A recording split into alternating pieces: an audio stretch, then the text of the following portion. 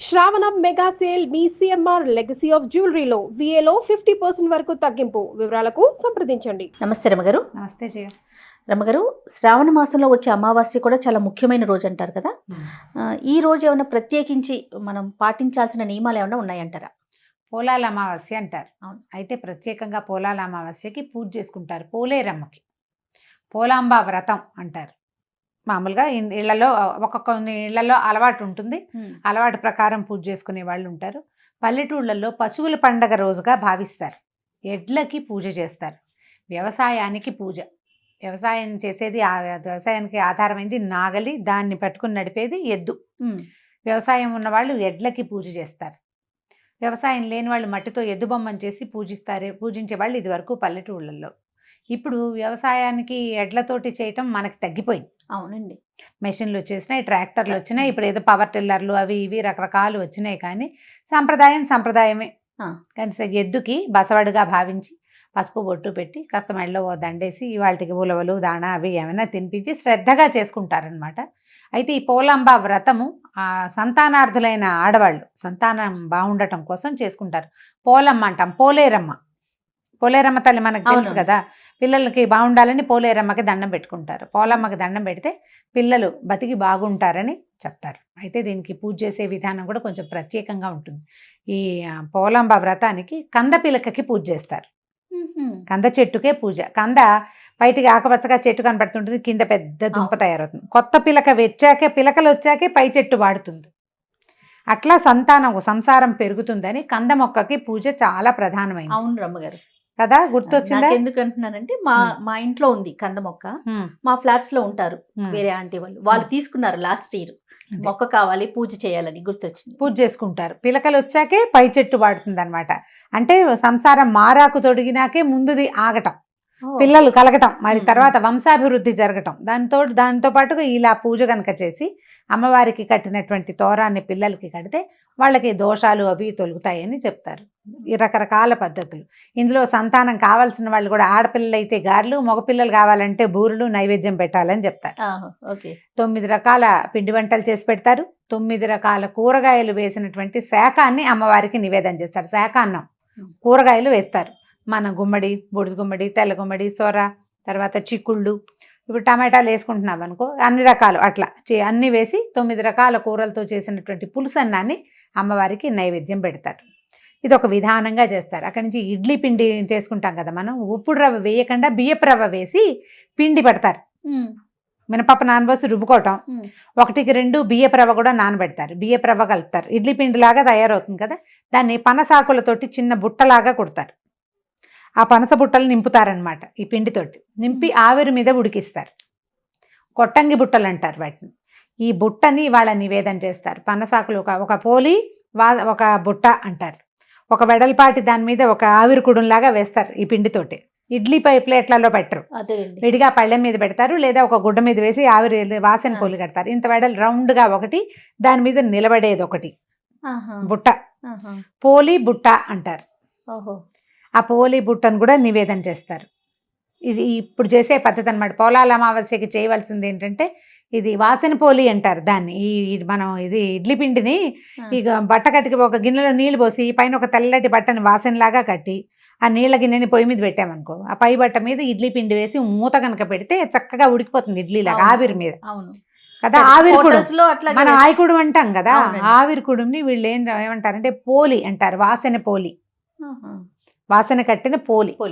ఈ పోలి బుట్ట ఇవి 2 నివేదన చేస్తారు. కంద పిల్లకకి ప్రధానంగా పూజ చేస్తారు. ఇవి ఇళ్లల్లో అలవాట్లు ఉన్న వాళ్ళు చేసుకునేది.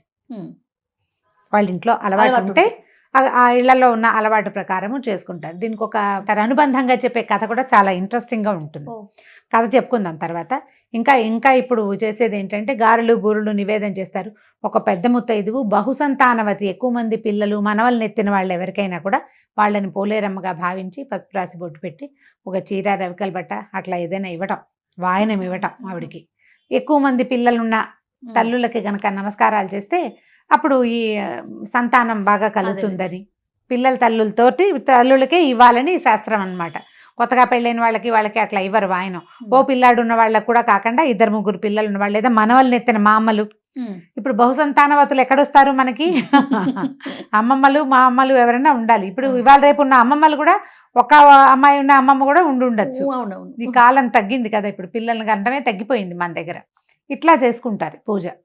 ఈ కంద పిల్లకని తెచ్చుకోవటము, ఒక చోట ముందు ఆవు పెడతో చక్కగా అలికి ముగ్గేసి కంద పిల్లకని మధ్యలో పెడతారు. ఆవిడ్ని గౌరీదేవిగా కానీ సంతానలక్ష్మిగా కానీ భావించటం. ఈ రెండిట్లలో చెరొక పూజా విధానం చేస్తారు. నిత్యగౌరి పూజా విధానం లాగా కందగౌరీ పూజయామి అంటారు, లేదా కంద లక్ష్మి.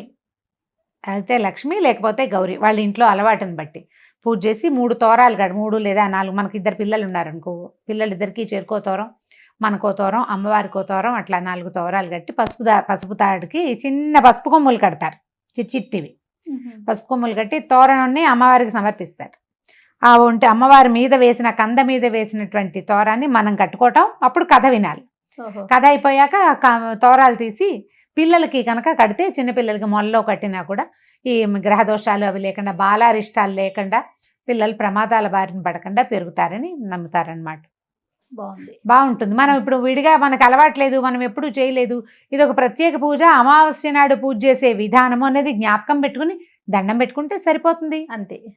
పెద్దగా పూజ చేసే అలవాటు లేదనుకో, ఈ అలవాటు లేని వ్యవహారాలు చేయమని నేనైతే ఎంకరేజ్ చేయను. అవును, చేస్తారు. ఇట్లా పద్ధతి ఉంటే చేయమంటారు, పద్ధతి ఉంటే మానేసుకోకుండా చేసుకోండి. మా అత్తారింట్లో ఉంది కానీ నాకు అలవాటు లేదు చేయ, నాకు చేత కాలేదు. అంటే ఇవి మొదట్లో రావాలి, ఇప్పుడు పెద్ద పిల్లలు పెద్దవాళ్ళు అయిపోయారు, నేను పెద్ద అయిపోయాను. మా అత్తవారి ఇంట్లో చేసుకుంటారు, చెప్పారు కానీ నాకు దగ్గరుండి పూజ చేయించేది. మా గది వాళ్ళది చిన్న సెట్ తేడా. దాంతో మా పుట్టింట్లో అసలు లేనిది అత్తవారింట్లో ఉందనుకో, ఎవరైనా ఒకళ్ళు ఉండి చేయిస్తే నాకు మంగళగౌరి వ్రతాలు అవి మామగారు అట్లా నేర్పించారు. దీని సంగతి తెలీదు. ఓకే, మొదట తొలినాళ్లలో చేయించలేదు, పిల్లలు పుట్టాక చేసి ఉండొచ్చు. అప్పటికి ఆవిడ పెద్దవారు అయిపోయారు, నేను చేయలేదు కానీ దొరకలే మీకు. కానీ నాకు తెలుసు ఖచ్చితంగా ఇలా చేస్తారని. నేనేం చేస్తానంటే దీని రోజున నిత్యగౌరి చేసుకుంటాను కదా, అప్పుడు సంతాన లక్ష్మి స్తోత్రం కూడా చదువుకుంటాను అనమాట. సంతాన లక్ష్మికి ఒక శ్లోకం ఉంటుంది, అదొకటి చదువుకుంటాను 11 సార్లు. అదే అట్లా అలవాటుగా చేసేసుకున్నాను. ఇలా పూజ చేసే విధానం నాకు ప్రాక్టీస్ లేదు. ఓకే, ఎవరికి అలవాటు ఉంటే వాళ్ళు చేసుకోవచ్చు. ఇప్పుడు మన దగ్గర మనం అత్తవారి ఇంట్లో మనం ముందుకు తీసుకెళ్తే మన నుంచి మన తర్వాత వాళ్ళు తీసుకెళ్తారు. మనకు అలవాటు అయితే పిల్లలకి తెలుస్తుంది కదా, నాకు తెలియలేదు. ఓకే, నేను అందుకని నేను చేసే విధానం ఏంటంటే, వాళ్ళ జ్ఞాపకం పెట్టుకుని ఈరోజు పోలాల అమావాస్య, ఇప్పుడు ఈ పోలాంబ వ్రతం చేసుకోవాలి, పోలేరమ్మ తల్లిని తలుచుకోవటం, పిల్లలు జాగ్రత్తగా ఉండాలని ఒకసారి తలుచుకుని దండం పెట్టుకోవటం, అట్లా అలవాటు చేసుకున్నాను అనమాట. పూజ రాదు కదా మనకి. అవునవును. మరి కథ చెప్పుకుందామంటే, కథ చెప్తాం. పూర్వం ఒక రైతు కుటుంబంలో 7 అన్నదమ్ములు ఉండేవాళ్ళు. 7 అన్నదమ్ములకి పెళ్ళిళ్ళైనా 7 తోడుకోడళ్ళు ఉండేవాళ్ళు. వీళ్ళంతా ఈ పోలాల అమావాస్య వ్రతం చేసుకోవాలనుకునేవాళ్ళు. అయితే ప్రతి సంవత్సరము ఆఖరి కోడలికి ఓ పిల్లాడు పుట్టి ఆ అమావాస్య అప్పుడే పిల్లవాడు పోయేవాడు. మళ్ళీ ఏడాదికి మళ్ళీ పిల్లాడు పుట్టేవాడు, చంటో వెంటో పిల్లవాడు కాస్త పోయేవాడు. అట్లా 7 పిల్లలు పోయారు, లేదా 6 పోయారు. 7వ సంవత్సరము ఆవిడ బెదిరి ఈ పిల్లాడు కూడా పోతాడని కొంచెం కొన ఊపిరితో ఉన్న బిడ్డని చాపలో చుట్టేసి గదిలో లోపల పెట్టేసేసి తలుపు గడి బయటకు వచ్చేసింది. అంతా బాగానే ఉందనుకున్నారు తోడుకోడళ్ళు. వాళ్ళందరితో కలిసి నోచేసుకుని పూజ చేసేసుకున్నాక సాయంకాలం ఇంటికి వచ్చి ఆ కథాక్షింతలు చేత్తో పుచ్చుకొచ్చి ఏడుస్తూ ఈ పిల్లాడు కాస్త అయిపోయిన పిల్లాడిని చంకనేసుకుని ఆ చాప చుట్టూ ఎత్తుకుని శ్మశానానికి ఏడుస్తూ వెళ్తుంటే పార్వతీ పరమేశ్వరులు వ్యాహ్యాళికి వెళ్ళి అక్కడ కనిపించారు. ఏమమ్మా ఎందుకు ఏడుస్తున్నావు, బాధపడుతున్నావు, ఏమైందమ్మా అని అడిగితే, మీరు ఆర్చేవాళ్ళ తీర్చేవాళ్ళ అందట. ఆర్చేవాళ్ళము మేమే, తీర్చేవాళ్ళము మేమే, ఏమిటో చెప్పమన్నారు. చెప్పమంటే 6 పిల్లలు పోయారు, ఇదిగో 7వ పిల్లాన్ని బొందలో పెట్టడానికి తీసుకెళ్తున్నాను, ఈ పూజకి ఏమో నేనే అడ్డపడుతున్నానని వాళ్ళంతా అన్నారని పూజ కూడా చేశాను, అయినా నాకు ఫలితం దక్కలేదు అని గోలుమని ఏడిస్తే, అంతా మంచి జరుగుతుందిలే, ఆ అక్షింతలేసి పిల్లాన్ని అందరినీ ఎక్కడ పడుకోబెట్టావో అక్కడే పడుకోబెట్టు, నీకు కష్టం తీరుతుందని చెప్పారు. కథాక్షింతలు చేత్తో పుచ్చుకుని ఉంది కదా, ఈ పిల్లాన్ని ఎత్తుకొచ్చిందిగా, ఎక్కడైతే ముందు పిల్లల్ని పాతి పెట్టారో ఈ పిల్లాన్ని కూడా అక్కడే పెట్టి ఈ అక్షింతలు చల్లేసరికల్లా ఈ పక్కల పడుకున్న పిల్లవాడు మెలకు కదిలేడు. ఆ 6 పిల్లల్ని పాతి పెట్టిందే, పిల్లలందరూ లేచి వచ్చేసారట. అందులో లేచి వచ్చేస్తే ఆవిడ ఆ పిల్లల్ని వేసుకుని ఇంటికి వెళ్ళి, ఆ పిల్లల కోడిలాగా అంతమంది పిల్లల్ని వేసుకుని వస్తున్న తోడుకోడలను చూసి అందరూ ఆశ్చర్యపోయారు. సరిపోయి తోడుకోడలంతా క్షమాపణ అడిగారు. నీ వల్లే మా వ్రతం పాడవుతుంది అని తెగదిట్టేవారు. ఇప్పుడు వ్రతం కాదు ప్రధానమైంది, తల్లులకు కావాల్సింది పిల్లలు, సంతానం ముఖ్యం కదా. అది సంతానం కోల్పోయి బాధపడుతుంటే మా వ్రతం పోయిందని మేము ఏడ్చాము, మాది తప్పేనని అందరూ దండం పెట్టారు, అమ్మాయికి క్షమాపణ అడిగారు. ఆ తర్వాత కాలం అంతా ఆవిడెప్పుడు ఈ పోలాంబ వ్రతం చేసుకునేది. పోలేరమ్మ తల్లి ఆ పిల్లల్ని కాపాడిందని చెప్తారు. ఈ పోలేరమ్మ ఏంటంటే మనకి గ్రామ సరిహద్దుల్లో ఉండే అమ్మవారు. ఇప్పుడు గ్రామ సరిహద్దులు అనగానే సాధారణంగా గ్రామాల చివరి భాగాలే శ్మశానాలుగా ఉంటాయి. ఆ ప్రాంతాన్ని పోలేరమ్మ రక్షిస్తుందని, జబ్బులు అవి రాకుండా కాపాడుతుందని చెప్తారు. ఈ కథ చెప్పుకుని అక్షింతలు వేసుకుంటారు. ఈ వ్రత కథ ఇదే. చిన్న చిన్న ఆరోగ్య సమస్యలు ఉన్నా కూడా రమ్మగారు పోలేరమ్మకి మొక్కుకుంటూ ఉంటాం కదా. మొక్కుంటాం. పోలేరమ్మకు మొక్కుతారు. ఏం చేస్తారు, వేప మండలు అవి తెచ్చి కడతారు. గ్రామ దేవత కదా. మేమేం చేస్తాం అంటే కొంచెం గంగానమ్మకి మొక్కుకునే అలవాటు కూడా ఉంటుంది. పోలేరమ్మకి పాయసం, గంగానమ్మకి పెరుగన్నం అంటారు. పోలేరుకి పాయసం కావాలని ఆవిడ గ్రామ దేవత రక్షిస్తుంటుంది. రక్షణ కావాలి శక్తులలో ఆవిడ ఒకతనమాట. అయితే అలాంటి శక్తిని కనుక సంవత్సరానికి ఒక్కనాడు జ్ఞప్తి తెచ్చుకుని పూజిస్తే, మనం ఉండేది గ్రామాల్లో కాదు సిటీలలో అయినప్పటికీ కూడా పిల్లలు తరచూ పడిపోతారు, రోడ్డు మీదకి వెళ్ళంగానే పడతారు, ఓసారి పడితే పదే పదే పడుతూ ఉంటారు.